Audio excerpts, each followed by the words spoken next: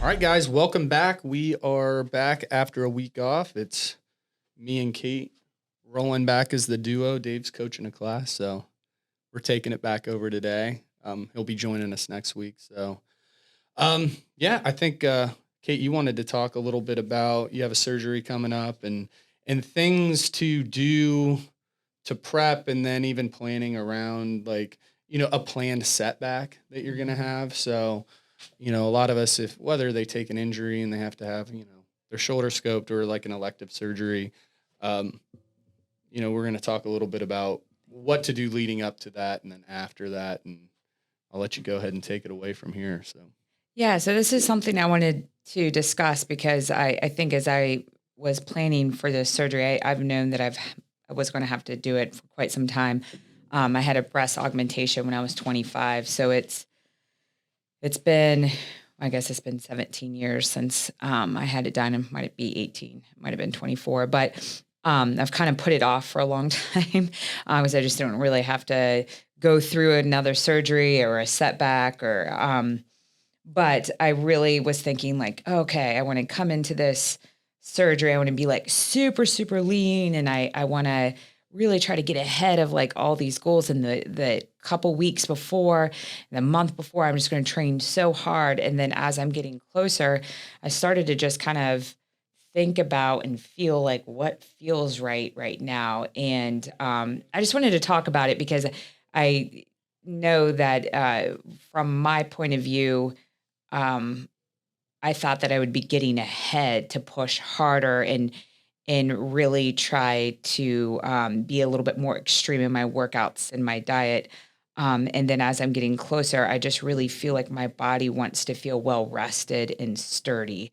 And I think that I'm going to have my best chance for a quicker recovery to go in not feeling super beat up. Um, and it just kind of so happened that I was getting tired a little bit. My body's getting a little tired with the weight training anyways. And the last couple of weeks, I feel like I've needed to take a little easier. And the more I think about it, I want to go into that surgery tomorrow morning feeling super well rested, not so sore that I can hardly move, really not, I really wanted to train my arms a ton and because I won't be able to really lift, especially overhead for quite some time. I can use like small, real light weights. Um, you know, pretty close to after the surgery date, but just some things to think about. And then, I really wanted to come in pretty lean, and I just feel like that's an added stress as I get closer that I don't want to put on my body. So I just kind of wanted to share some of those thoughts and yeah, you're going to want your body to be able to focus its energy on healing from the surgery and not training and not being all wiped out and tired. And you're gonna come back faster if you just feel really good and healthy and rested and not destroyed and beat up. But it sounded like you've been a little bit tired and you know, we're married, I can relate.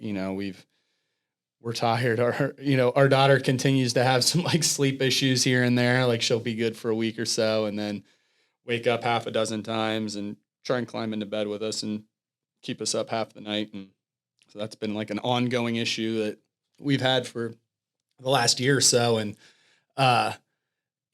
what I think things like this can do when you have a force break, it can create that slingshot effect too. You're someone who trains nearly every day. It's not like you're forcing yourself into the gym 5 days a week. Like you work out seven days a week. You have some lighter days. You do yoga, on a day or just like a little cardio or something a couple of days a week, but 5 pretty focused, hard training days, and then 2 active, there's still workouts too. So you work out a lot, and sometimes something like this can be a welcome rest. It's going to let your joints and your ligaments kind of heal up. And then typically when you get back into some training, you have to ease back, and it's a forced ease back. You're going to slingshot past where you were a little bit because inevitably will start to just sort of go down if you're just working out like that. And it's hard for us. We're in the gym all the time to not take some forced breaks or seasons or, you're always, in your head, you're always trying to get leaner, Mhm. fitter 365 days a year, and a forced rest or just your body telling you to do that is going to be something that is sometimes a positive. So you gotta, I think when you go into something like that, you have to spin that in your head up Mhm. to know that you're going to lose some fitness for a little while, but it can be a really positive thing. I've seen it with a lot of people, whether it's like, especially with females, maybe having babies, things like that, and they get back into training.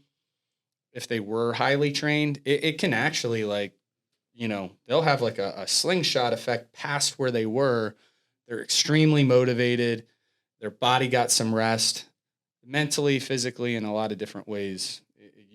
You can benefit Yeah. from things like that. So Yeah. So I just kind of wanted to share some of those thoughts and just like the way that I was kind of planning this week and thinking about my post recovery and really just my big thing is I don't want to return to any level of fitness too soon to prolong my recovery and possibly have to have another surgery yeah, to fix complications, especially with that. Yeah, so in that's common too with those surgeries, from what I hear.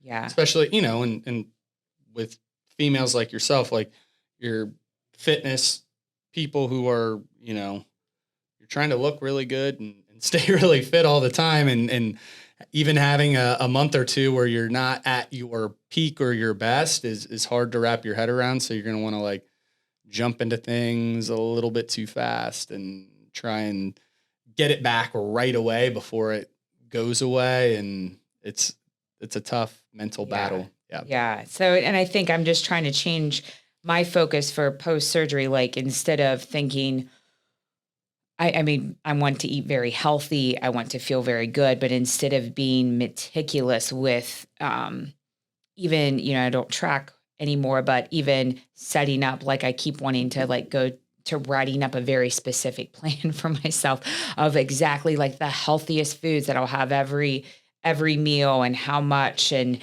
the more I think about it, I'm like, gosh, there's something to be said about like just actually nourishing your body in a way that's comforting in that moment too.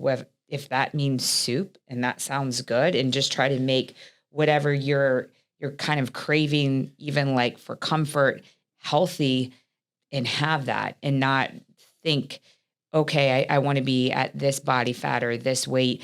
Just really think, make my body happy, make my mind happy. And then, on the flip side of that, by not overeating, not feeling bad, not just self-soothing too much, but to allow food to be comfort and allow that to kind of serve a purpose in making your body feel safe and helping you recover. Um, and then, just a lot of tools for recovery, like I have recovery boots. There's places you can go to get to use some recovery boots to really help with that inflammation. Getting up and moving is important, and I just want to try to use this time to get outside more for a couple walks a day. Listen to some podcasts that I maybe have put on the back burner for a while. Do some things like that, and really just kind of like transitioning my thought process. Yeah. Yeah. And then on your way back, I'm going to do some individual design work. I think that's something that can be good too. You can jump into classes and modify, and there's nothing wrong with that. And that's a great way to do it. But she has me as a resource where and then we have coaches here too, if anyone's listening to this, where it's a great way to do a program that's really tailored to you specifically, where you're going to be able to do maybe a lot in certain ways, and then we really need to avoid some things, and it's going to get you tracking and feeling some progress in a real measurable way over that time. And then, the goal is when we get back to, be fully immersed back into CrossFit and classes and all that. I know you've been itching to kind of get back into that. So that's Yeah. going to be the plan, and we're going to work through that. And I'm going to use Kate to finish up a CCP that I was in the middle of. I got all my coursework done. I just didn't do my final project. The pandemic kind of came in and smashed that. So I'm going to hold myself accountable by just talking about it right here on the podcast. What does CCP stand for? Oh man, I feel silly. It's OPEX's individual design program, and it's the best one that's out there. It's all of the big programming companies. That's what all their coaches. That's the most highly sought out certification. Yeah, I forget what it actually Good like, what the, explanation for it. Yeah. Yeah. I was but just that's what it wondering, is. yeah. It's a certification for, and I got all my coursework done. I have everything done except I think it's a 3-month final project that you plan, and then they're going to walk through every week and, ask you why you're doing this and that, and make sure there's a really definitive good progression to everything. And, I'll use that $5,000 and get those letters so I don't just waste that and throw that down the drain.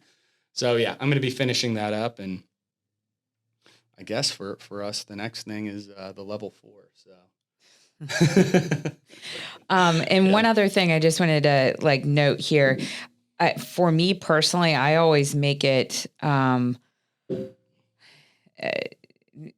something that group fitness is really hard for me to get back into and not be competitive. So whether it's coming off a pregnancy, recovery, I had some eye surgeries about 5 years ago.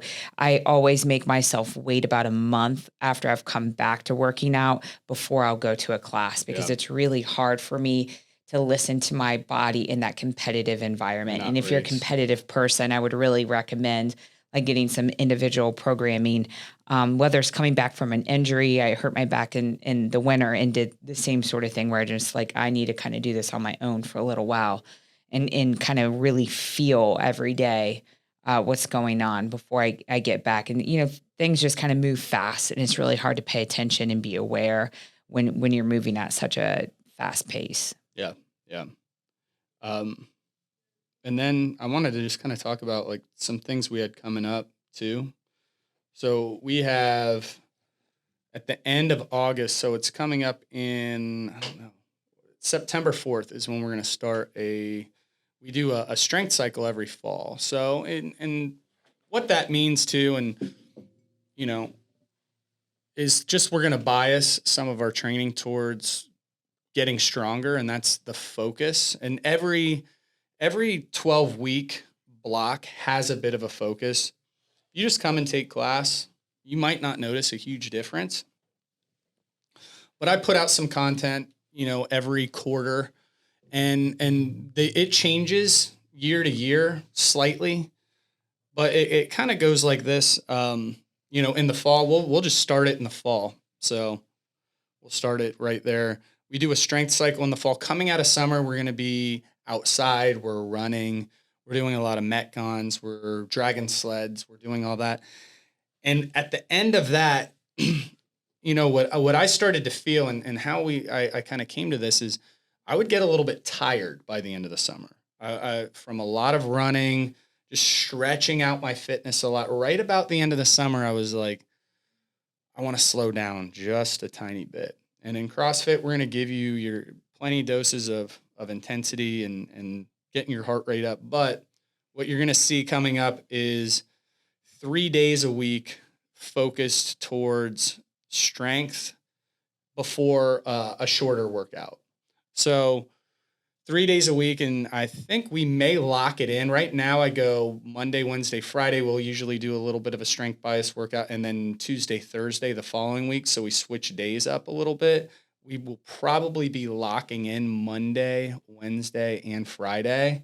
It'll just be a little easier for us to do that for those strength bias days. Jack and I are going to be collaborative on this, and he is going to help us do a conjugate strength training cycle baked into the programming. So we're going to have a max effort day and 2 dynamic days. I think that max effort day we might put in the middle of it, and 2 days around it to, strengthen accessories and different things around it. And you guys will see how it works here. We'll lay out everything in in a document for you guys, as well as put Instagram content, and I'll put out a newsletter to everyone explaining the how and the why and the thought process behind everything. But what it's going to culminate into is a rogue total, and that's something we've done on and off. We've done it the last few years, but it is a 1 rep max deadlift, strict press, and a front squat, and it's all in reverse that order. We hit the front squat, then the press, and then we finish with the deadlift, and we'll run that in a class at the end of that training cycle. So we do a strength cycle in the fall, and we follow that up. We'll have about a month where it ends, and then we're kind of in November, December. It's almost like a little holiday season. So that's like a little 6-week no man's land where we're going to do a lot of fun workouts. We have usually we're culminating like the hot for the holidays.